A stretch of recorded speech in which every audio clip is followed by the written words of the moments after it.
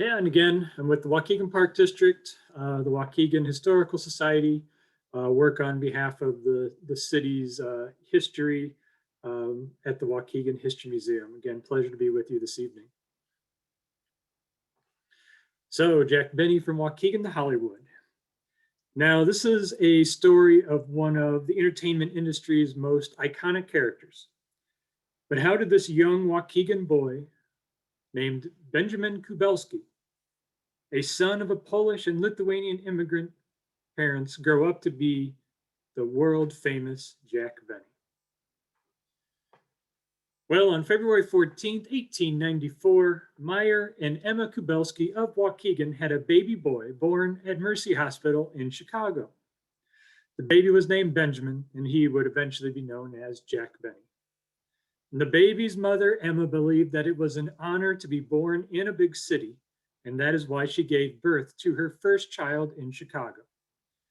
Benny, though, would always claim that he was born in Waukegan. Once his mother knew that he was coming, they headed down to Chicago on February 13th for him to be born the next day. But he always said 9 months before his birth, he was in Waukegan, and he was in Waukegan after that too.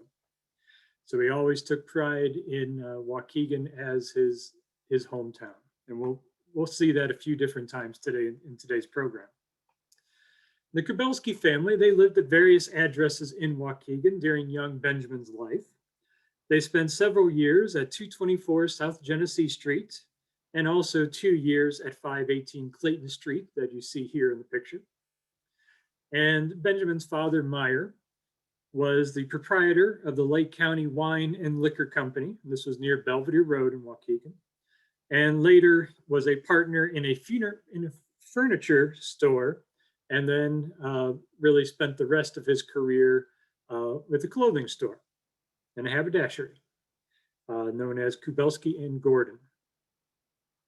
Benjamin had one sister, Florence, and she was born on September 12th, 1900. So one of Jack Benny's jokes was he originally had a younger sister, Florence, and then eventually, as he continued to be 39 years old, she became his older sister. And there's not a great amount of detail about young Benjamin's life.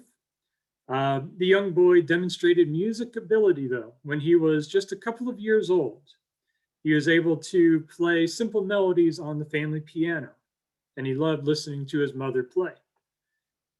We do know that at the age of 6, his father bought for him a half-size violin for his birthday.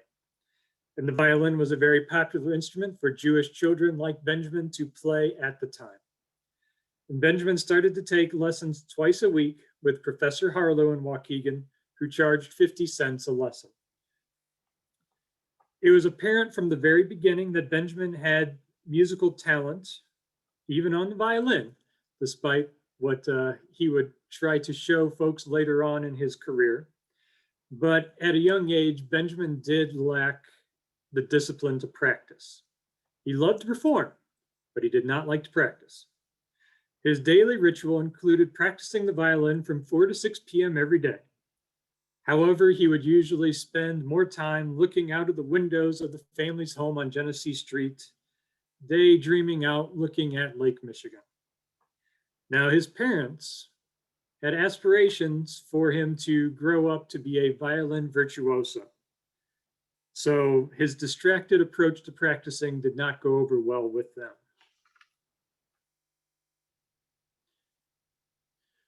In 1907, at the age of 13, Benjamin graduated from South School in Waukegan. South School was then located on Liberty Street between Oak and Utica, which is renamed to Martin Luther King Jr. Avenue today. This was very close to the Kubelski home on Genesee Street. And here we see the graduating class of South School in 1907. Benjamin is right there in the middle of the frame with the giant blue arrow. Hard to miss at this point now when I put that arrow in there.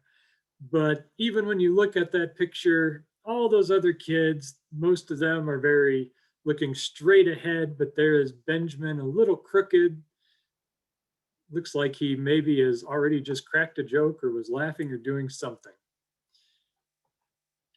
By the age of 14, now going to Central High School in Waukegan, Benjamin was playing the violin in the high school orchestra as well as in other local dance bands traveling around the area. Benjamin enjoyed playing in the school orchestra, and he was actually a good enough violin player to be able to be in the orchestra as a freshman. Usually the orchestra was reserved for juniors and seniors, but he stepped in right away to be a part of that group. Now, Benjamin did have a problem with school. He enjoyed the orchestra, but that was it. He did not have any interest in any of the other classes. In 1910, at the age of 16, Benjamin obtained a job playing the violin in the pit orchestra at the Barrison Theater in downtown Waukegan. Barrison Theater at that time was located at 25 South Genesee Street, not far from the family home. Now, this job had Benjamin at the theater late at night, and also there were occasional matinee performances that he would leave school, skip school, to go work at. So working at the Barrison had a major impact on his schooling, and Benjamin dropped out of school after flunking every class that year. Benjamin really enjoyed playing at the Barrison, seeing all the different acts and performances that were coming to town. And this time period was right in the middle of the vaudeville era of variety entertainment, which included classical musicians, dancers, comedians, trained animals, magicians, impersonators, and the list goes on. And these entertainers would travel all around doing their various performances. And this time can be considered some of the more formative years of young Benjamin, as he was there playing for these groups, but also learning from them. In 1911, Benjamin was playing in the pit at the Barrison for the American family comedy act, the Marx Brothers. The mother of the Marx Brothers, Minnie Marx, Minnie Palmer, noticed young Benjamin in the pit and liked his violin playing abilities. She offered Benjamin the opportunity to tour with the group. He was to be paid $7.50 a week plus room and board. Emma and Meyer Kubelski told their son to decline the invitation. They still felt and hoped that he would become a great violinist, and they thought that if he went on the road with a comedy act, that he would never live up to this dream. With Benjamin passing on the opportunity to tour with the Marx Brothers, he continued to work at the Barrison Theater. The Barrison closed, however, in 1912, and now Benjamin, at 18 years old, was ready to go out and make something of himself in vaudeville. Benjamin had spent the time at the Barrison seeing the different acts, and now it was time to see what he could do. But he had to convince his parents to really allow him to go. Now, his parents give a reluctant acceptance for his idea to go out into vaudeville. They knew he had a passion for entertaining for people. And he had also tried his hand at a few different things, like working at his father's clothing store, which he was fired from. His father fired him after a few instances where he would fall asleep at the counter, things would get stolen, and also people would come in, buy something on credit, and he wouldn't write their name down. Not good business, according to Meyer Kubelski, so Benjamin was fired. There was a period of time when Meyer was paying for Benjamin to go to the Waukegan Business College. But again, Benjamin had no desire to do any type of schooling like that. He wanted to entertain. So again, with somewhat of a reluctant acceptance from his parents, Benjamin did get the green light to go out into vaudeville. And he joined with Cora Salisbury, who had been the pianist at the Barrison. Cora was middle-aged and had already been a performer before on the vaudeville circuit. And Benjamin and Cora teamed up and formed the act Salisbury and Kubelski from grand opera to ragtime. Now, another violinist in vaudeville with the name of Jan Kubelik disliked their name and said that Benjamin's last name, Kubelski, was too similar to his own. Benjamin had to change his name, and he started to go now as Ben K. Benny, and the act became Salisbury and Benny. Well, this act, though, was short-lived, as Cora retired to take care of her ailing mother in 1913. But within the act, they played different music numbers, playing usually ragtime or classical pieces. After Cora retires, Benjamin found a new piano player, Lyman Woods, out of Chicago. The act that Benjamin had with Cora was adapted into Benny and Woods from grand opera to ragtime. Benjamin was spelling Benny with an I and E at the end instead of a Y. He wanted this act to be a classy act, and he thought that Benny spelled I-E at the end was classier than a Y. Now, this new duo, Benny and Woods, did have some success, and they even played the famous Palace Theater in New York. This was really the pinnacle and end, though, of the duo, as the act was not good enough for the top-level audiences. Benny and Lyman broke up, and then Benjamin returned to Waukegan in 1917 to take care of his mother, Emma, who was battling breast cancer. Emma died in November of 1917. Unfortunately, died before he was ever able to make a name for himself, the name that we know today.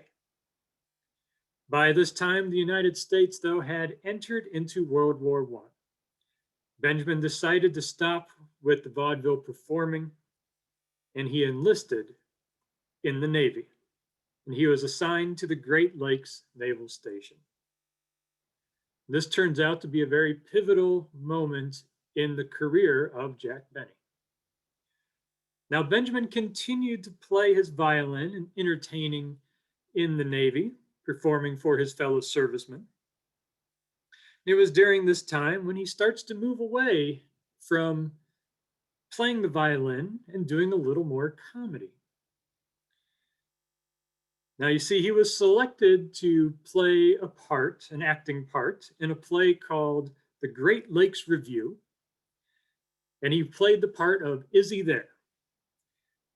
Now, when he tries out, and at the beginning, Is He There only has 2 lines. He gives these 2 lines kind of in his deadpan, traditional way, and the actor was just in love with it. Thought it was the funniest thing in there. All the other servicemen, they were overacting. Here is Benny just saying it in a very simple way, but making everybody laugh.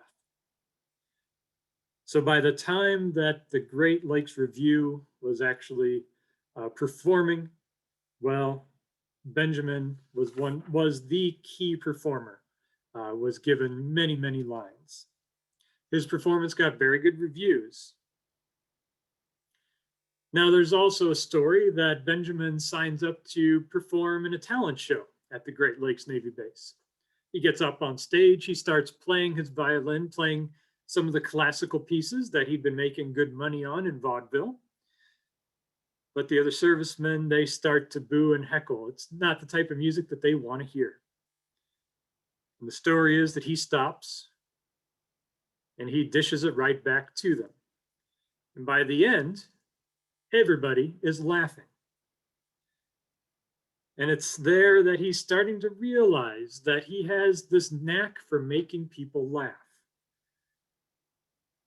And he's also doing it in a different way than a lot of folks. He's letting people laugh at him, laughing with him. And this is a reoccurring thing for Jack Benny through his career. He's one of those unique comedians where he's letting everybody else make fun of him, and he made a great career out of it. Not to say that he didn't have his times of making fun of others too, but he allowed for the joke to be him a lot of times.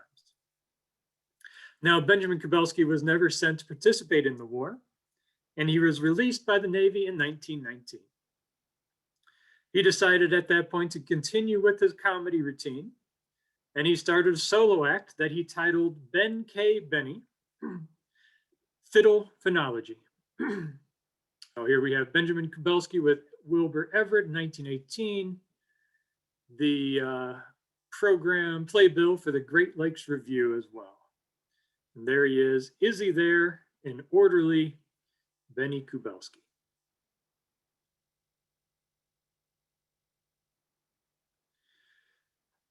So he's out again after World War I in vaudeville.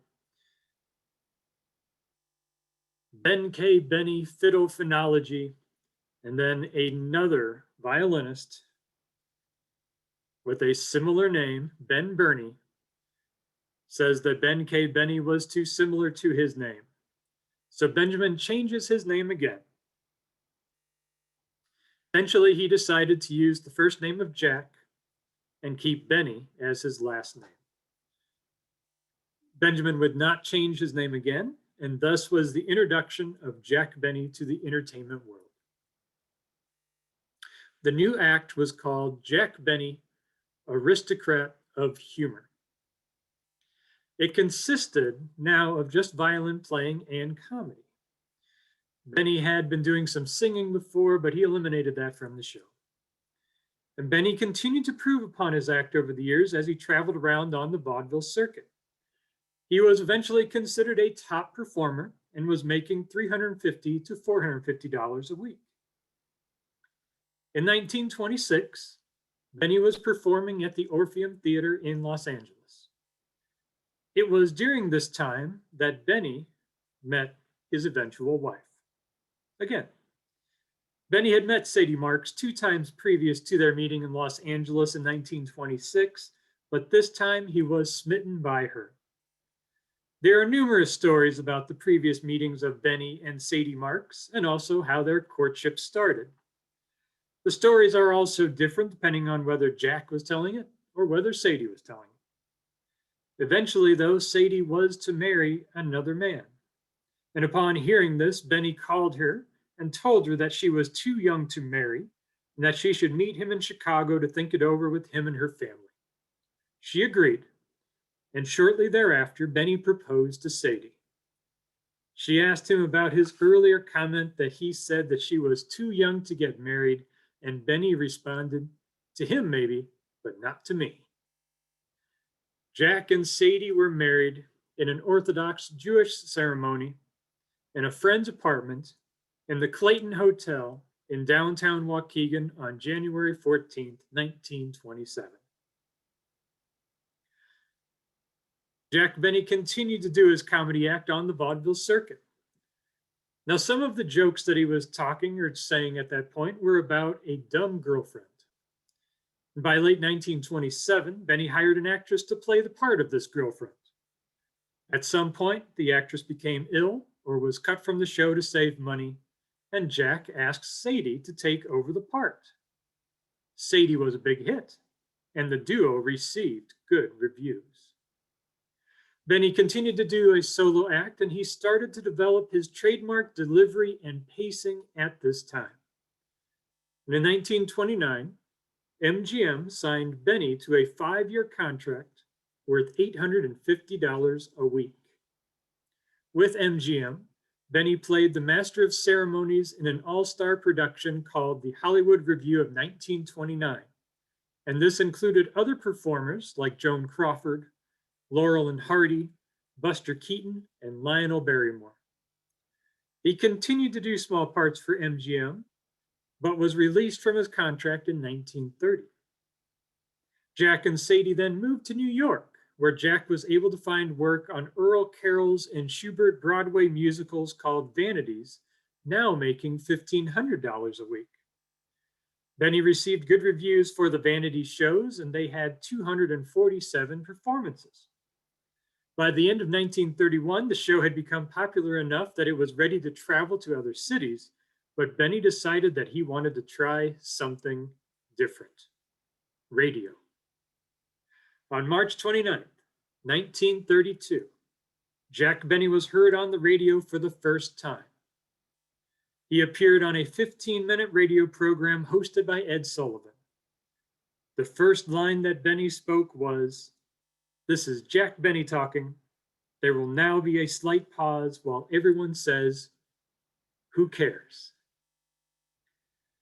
The performance on the Ed Sullivan radio program was heard by Douglas Coulter, who was the advertising account executive for Canada Dry Ginger Ale.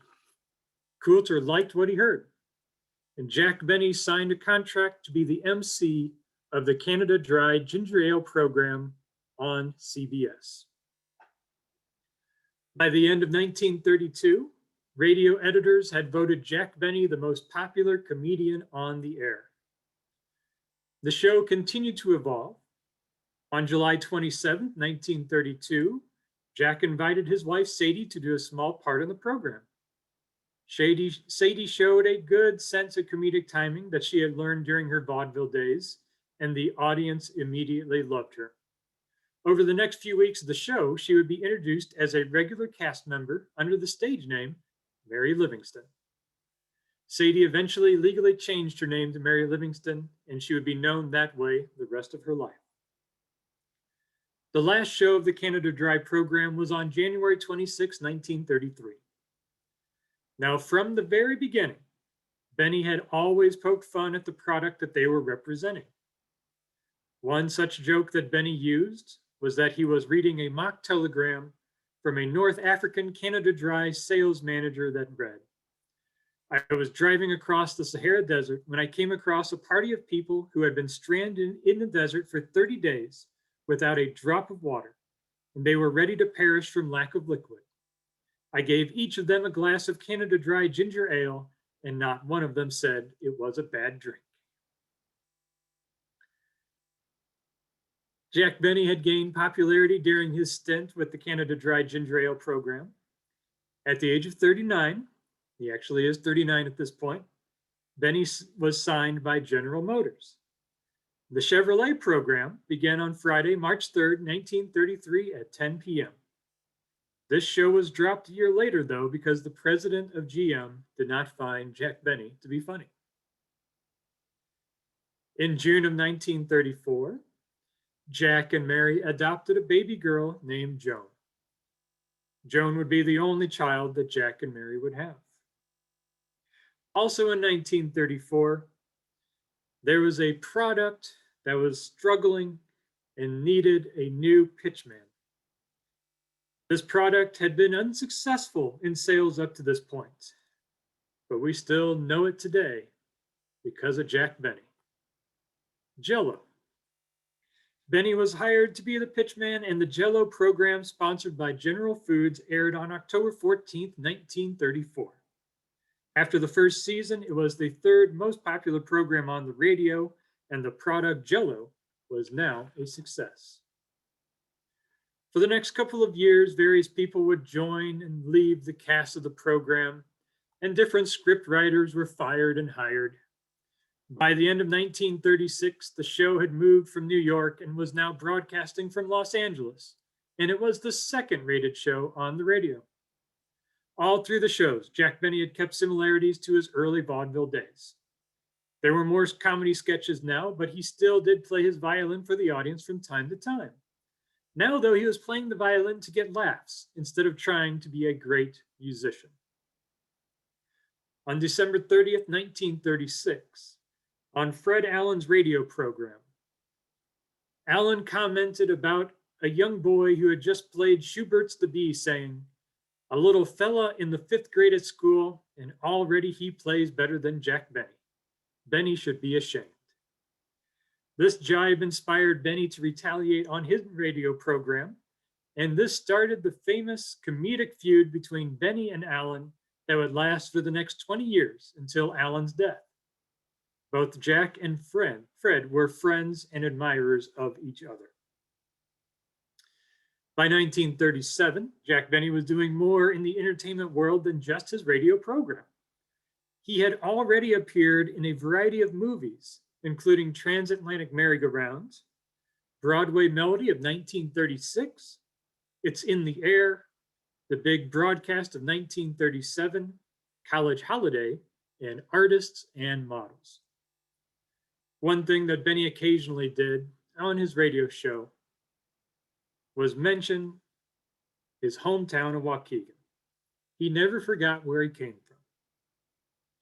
And in 1939, Benny starred in a movie with Dorothy Lamour titled Man About Town. Benny brought the entire cast of the radio program, as well as the movie cast, to Waukegan for the world premiere of the movie.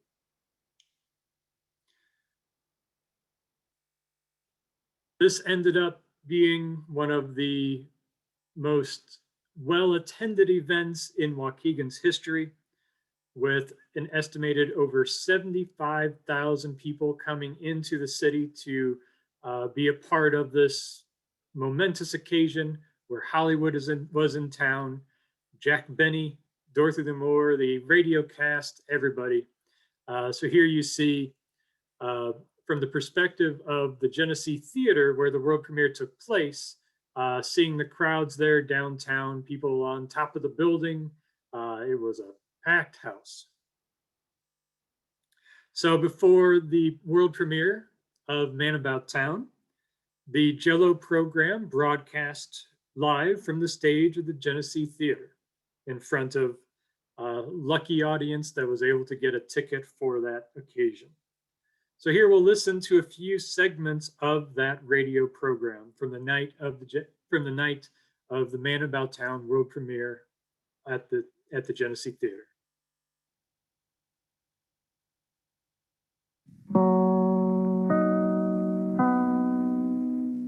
J-E-L-L-O.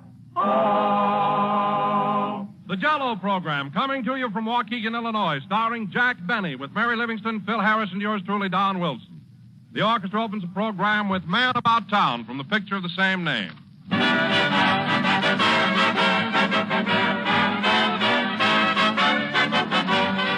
now, ladies and gentlemen, greetings from Waukegan. Our last broadcast of the season is coming to you from the stage of the Genesee Theater in Waukegan, Illinois. Yes, sir. Jell-O again, folks. Please, Jack, wait till I introduce you. Oh, pardon me. I'm nervous. On a certain Valentine's Day many years ago, a stork flew over this fair city and dropped a little bundle of joy. And who do you think this bundle was?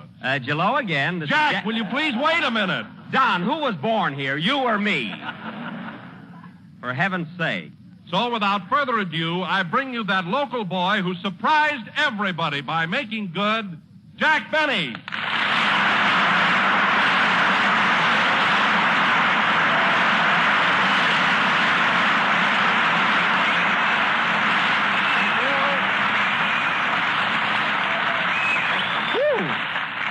Thank you. Jell-O again. This is Bundle Benny talking. And it's about time. Gosh, Don, I've been so thrilled and excited the last few days that, well, really, I don't know where I'm at or what I'm doing. Well, I can certainly appreciate that. You look it. Well, Mary, here we are in my hometown. Are you enjoying yourself? Am I?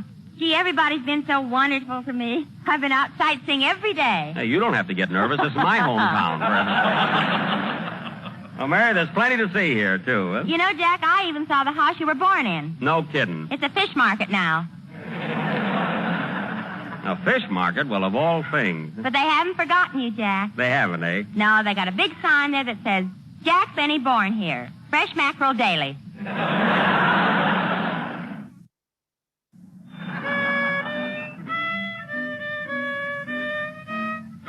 Clink, clink. Clink, clink. You can talk plainer than that, brother. Bell.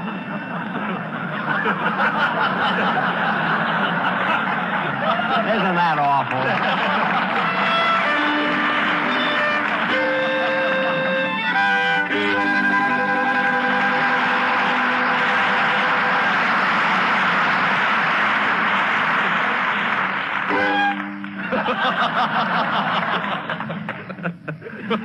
Well, thank you very, very much, ladies and gentlemen. Of course, I could have done better if I had my own violin. And now for an encore, I will Hey, Jack, you haven't got time to play anything. Your picture goes on in just a few minutes. What time is it? Oh, yes, you'll have to excuse me, folks. Come on, gang, let's all hurry out in the audience and see it. Gee, I'm excited. Oh, boy, wait till I get a load of me. You, that's all you think Oh, of. stop arguing. Hurry up or we'll miss the picture. Don't worry, they won't start it without me. Where are we going to sit, Jack? Don, where do you generally sit? Come on, kids, let's go, will you? All right, everybody. geez. Let's get going.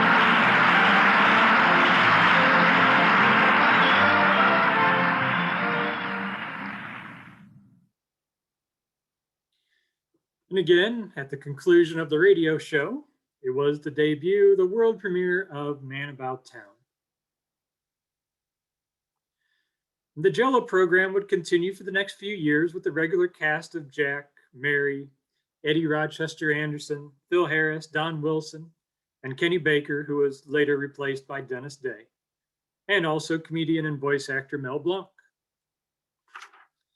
Benny made more movies in the 1940s, and they are considered to be some of his better and most memorable.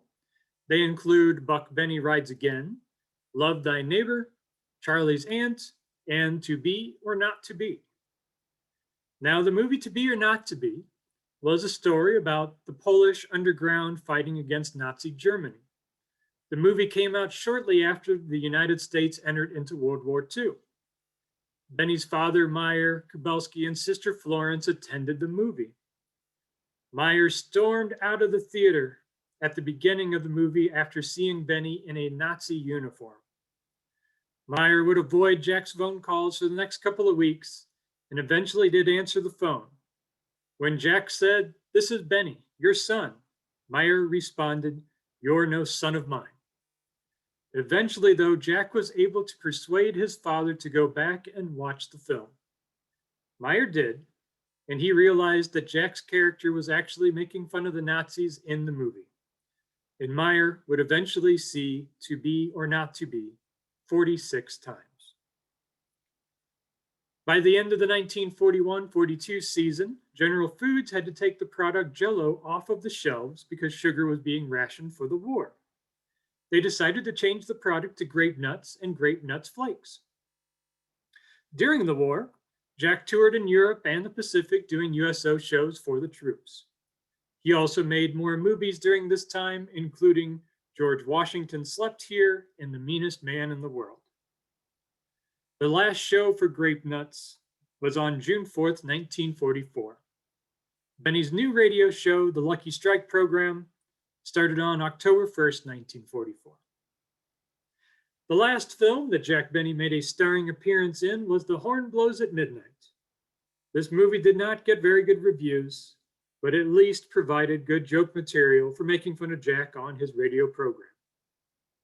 Benny appeared in a total of 28 movies.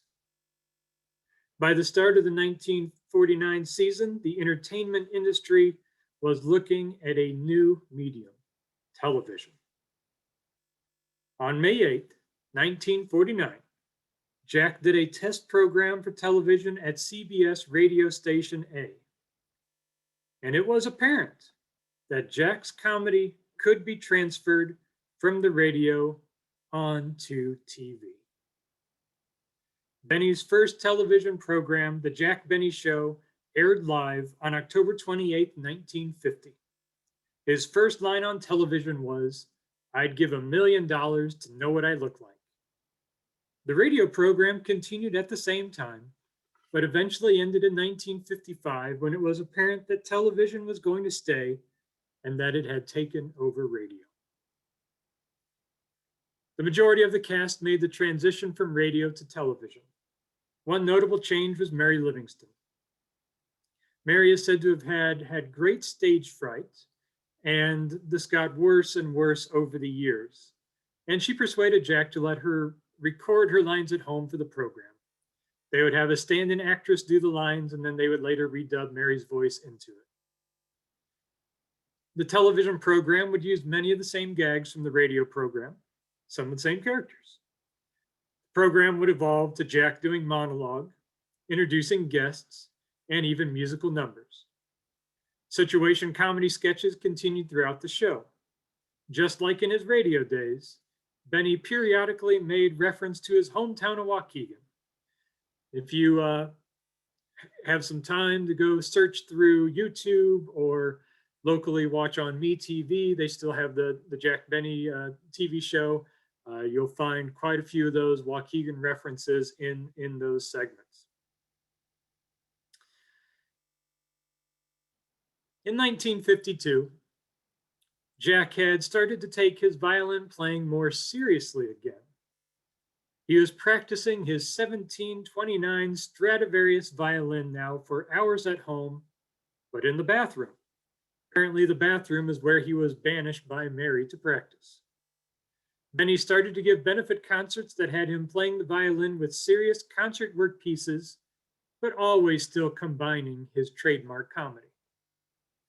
Jack once wondered aloud why a symphony orchestra would hire him over Isaac Stern, who is a violin virtuoso. And Stern replied, "We real important violinists can only get $5.50 a ticket, but somebody as rotten as you, for you, they can charge $100 a ticket." This led to one of Benny's running jokes at the benefit concerts, which was that the expensive seats were at the back with the cheap seats down in front. In 1957, Jack Benny won an Emmy for Best Male Performer in a Comedy Role. Throughout the 1950s, the show would continue to run on television, and Jack did a couple of hour-long specials as well. Again, always remembering his hometown, Jack Benny came back to help celebrate Waukegan's centennial in 1959. He participated in numerous activities, playing his violin for folks, telling jokes, of course, and in the Centennial Parade. But a special event for him was the breaking ground ceremony for a new school in Waukegan that was to be named in his honor. And Jack Benny came back 2 years later in 1961 to help open up this school, Jack Benny Junior High School. And to help celebrate, he recorded his television program from the stage of the school and stated that it was a tribute which far surpasses anything that has ever happened to me in the past or could happen in the future. And during this special, Benny was given a diploma for the one that he never received because of dropping out of high school. And Jack would occasionally drop by the school for a visit. Even on one occasion, we know he came and surprised everybody by showing up for graduation to hand out diplomas to the kids. From 1960 to 1965, the Jack Benny program appeared weekly. The last regular television program aired on April 16, 1965. Benny did not retire after this. He continued to perform and do his symphony benefits. In all, he would eventually raise more than $6 million for orchestras around the world. Jack Benny came back to Waukegan one last time to appear in the inaugural concert of the Waukegan Symphony Orchestra on April 24, 1974.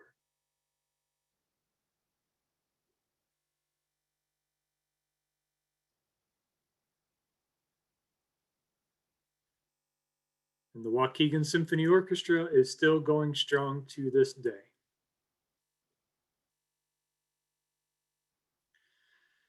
On December 20th, 1974, Jack Benny was diagnosed with pancreatic cancer, and he passed away quietly 6 days later among friends and family. Bob Hope delivered the eulogy of Jack Benny, and he was laid to rest at Hillside Cemetery in Los Angeles.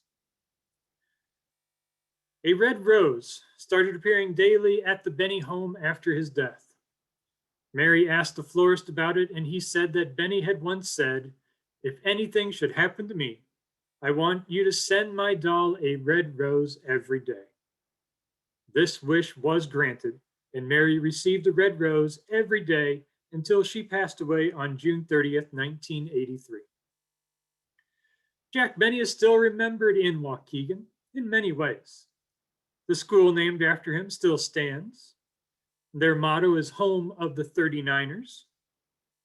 A section of downtown Waukegan is called Benny Plaza, and there is a statue for all to see with Benny holding his violin, but with his iconic pose, the hand on the chin. You can just hear him say, "Well," every time you see it. The Kubelski home at 518 Clayton Street, the last home still standing where Benny lived with his family, is today a designated Waukegan historic landmark. And for many of us, and all of us, Jack Benny is remembered for his great comedic style, which included many reoccurring jokes, such as that he was always 39 years old, that he was stingy with his money, and that he drove an old Maxwell car. His sense of comedic timing with his classic poses and pausing are for the ages. What a remarkable story of a young Waukegan boy named Benjamin Kubelski, who many thought would probably not amount to anything, but was able to transform into one of the most iconic entertainers of all time, Jack Benny.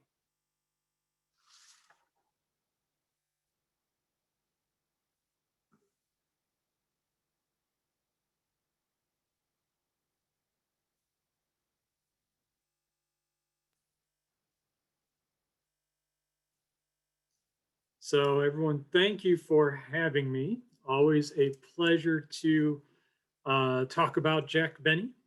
I encourage you to visit a website like the International Jack Benny Fan Club. You can find some audio recordings there. The TV shows, many of those clips are on YouTube. MeTV does show them here locally as well. If it's been a while since you've seen them, you'll love them still. They still all work today. Even for the younger generations, I've found, show them Jack Benny. They truly still laugh. So some questions are coming in, which is awesome. Was his dumb girlfriend act like Burns and Allen? Yes, it kind of does sound like that. Burns and Allen, they were great friends of Jack and Mary as well. They were always kind of testing each other, working with different routines. It's really fun reading the relationship that Benny had with Burns. Really, Benny always struggled to get George Burns to laugh. But George Burns, it could always kind of turn a joke back on Benny or a prank. And Bob Hope could make Benny laugh uncontrollably. Joan Benny, Jack and Mary's daughter, would recount many of these stories, seeing these icons as a kid and her father just on the floor laughing and just without being able to control himself because of his friends Burns and Hope. Another question there, when was the statue dedicated? That statue at the Benny Plaza was dedicated June 8th, 2002.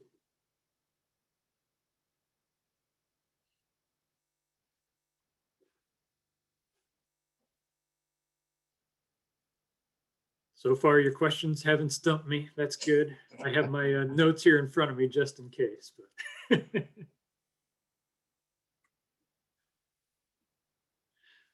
we've got some more.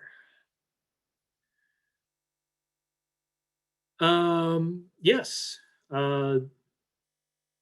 What Jim is saying here, I believe that Jack adopted Joan from the cradle in Evanston. Yes, also one of his accompanists in the Navy was Zez Comfrey. That's correct as well. Yep.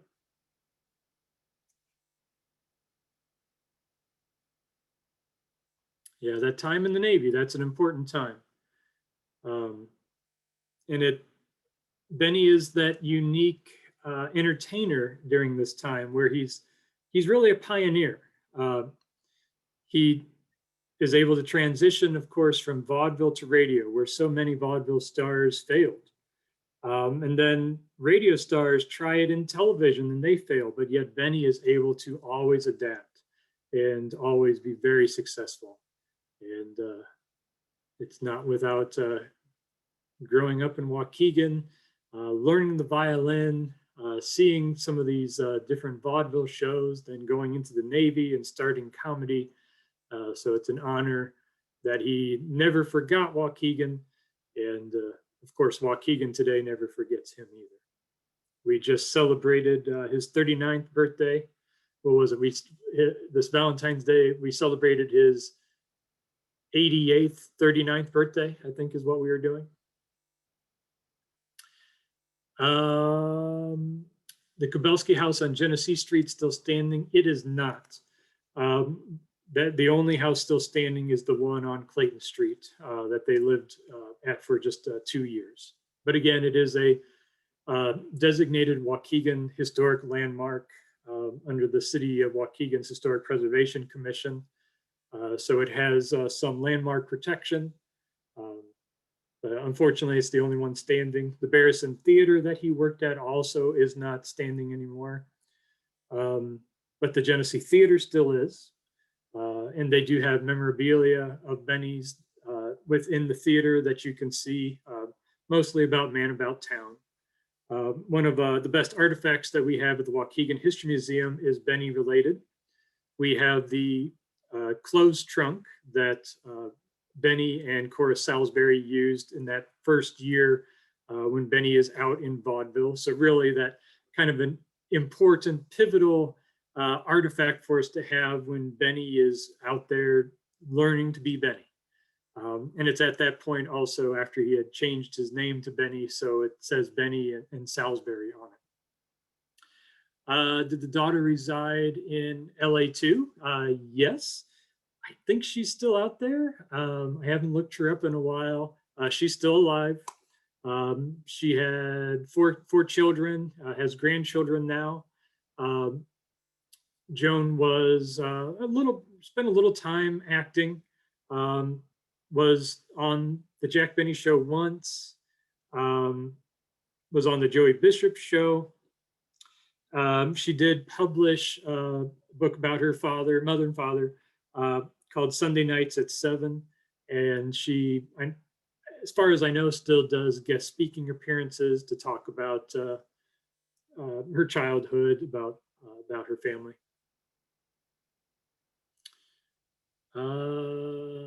Know anything about Benny and Marx Brothers over the long term? Yes, they were friends. And Mary Livingston was actually a cousin of the Marx Brothers. So that's how Benny had met her before. But then it was, again, that fateful meeting in Los Angeles where he was finally smitten by her. But they were pals, Marx Brothers and their Chicago connections, and Benny and with the Chicago connections too.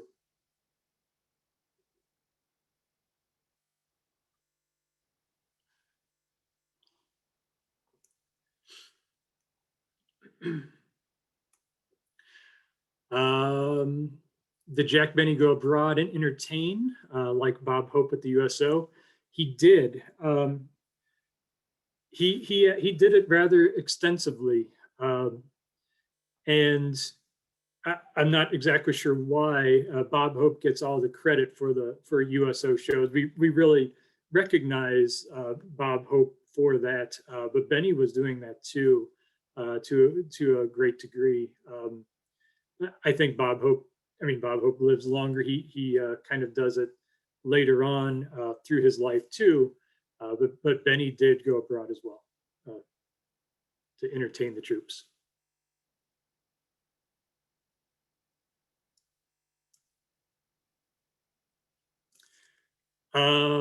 Joan, what name did Joan use when she wrote her book? I'm pretty sure it's under the name Joan Benny.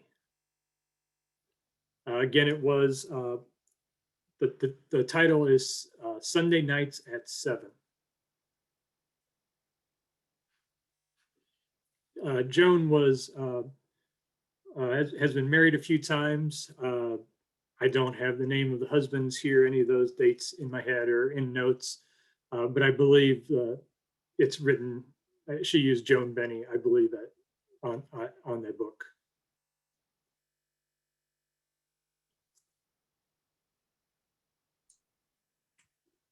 I'm looking around my library here at home. I have that book in my office at work. I don't have that one here. I have Jack Benny, an intimate biography by Irving Fine, who was his manager. So it's kind of a fun book where it's a lot of stories about Benny and George Burns, especially at the beginning.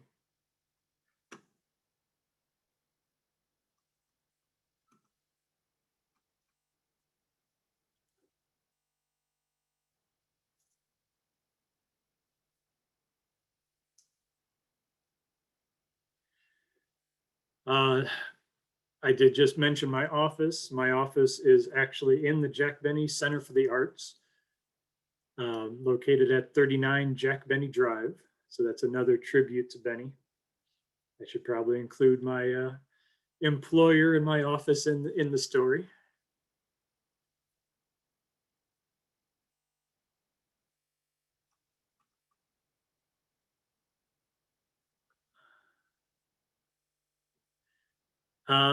People might like Googling Benny Tomb out at Hillside, big, huge black marble mausoleum to show he wasn't cheap. Sort of a vault within a vault.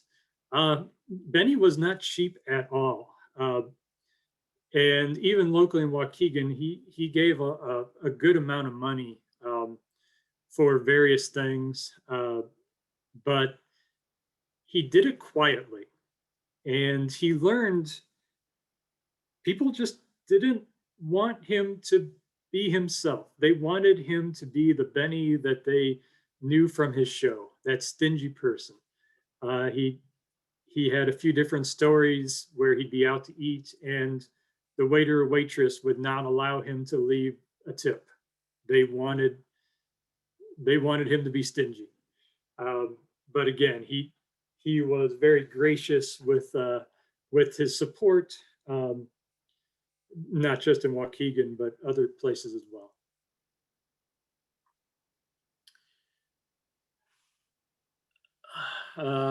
Sometimes the character of Rochester can be jarring for modern day audiences. Could you speak about how Jack was a champion of civil rights and refused? Yeah. Jack and Eddie Rochester Anderson had a wonderful relationship. And Benny, and whenever the cast and crew were traveling, were on the road, he would make sure to call ahead to the hotel, make sure that Rochester, if you're not familiar with him, who's African American, was allowed to stay at the hotel with them. If Rochester was not allowed, then the entire Benny crew would not stay at that hotel. They would go someplace else. And same thing with restaurants and things like that. It was a full team effort, and yeah, a true champion, like the attendee says here, of civil rights, really making sure that Rochester and others were all treated equally.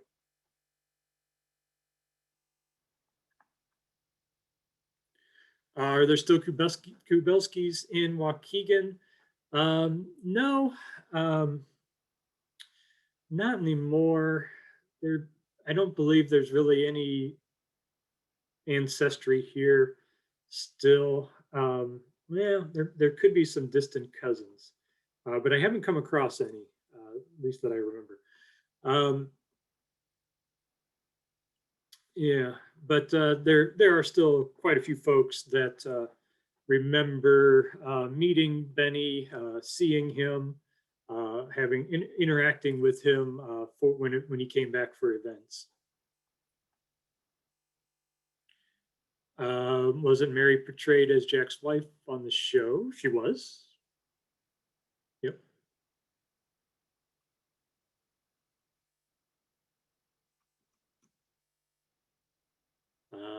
Thank you from Eileen Curry. That was great. Thank you. I'll be going to Waukegan.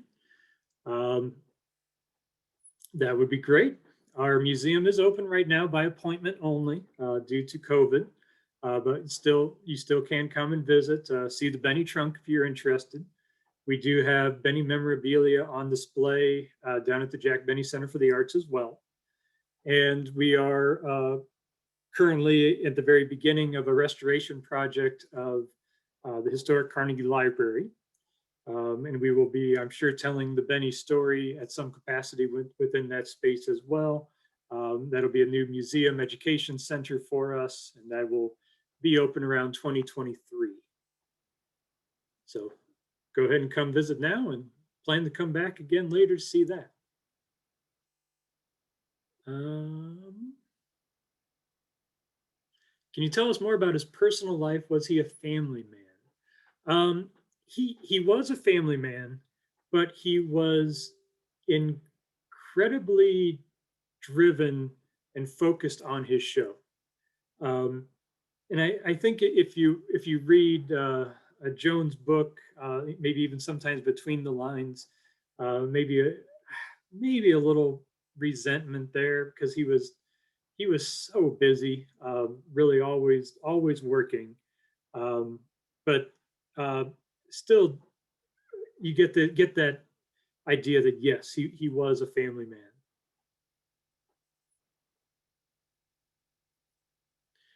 Was Elton John's song Benny and the Jets named for Jack? I don't think so, but it sure sounds like it.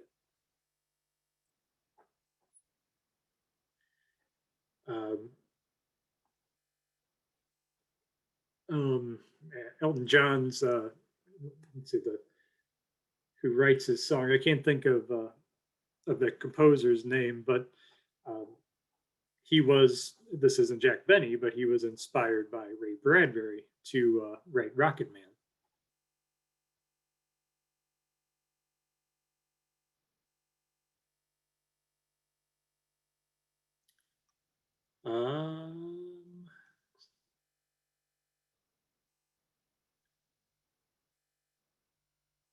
I'm trying to see if I've missed any here.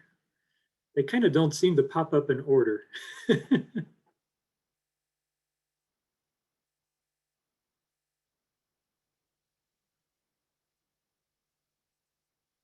Yeah, I think I've answered every question so far.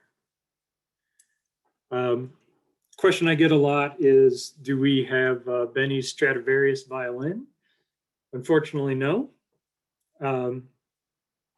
Wish we did. If we did, we'd have to have much better security than we currently have. His professional papers, scripts, things like that, they were given to UCLA University, and the Stradivarius was given to the Los Angeles Philharmonic Orchestra. And they occasionally do bring it out for a performance. I believe it is on display. Maybe someday they could bring it to Waukegan for all of us to see and maybe hear. It'd be wonderful to experience it.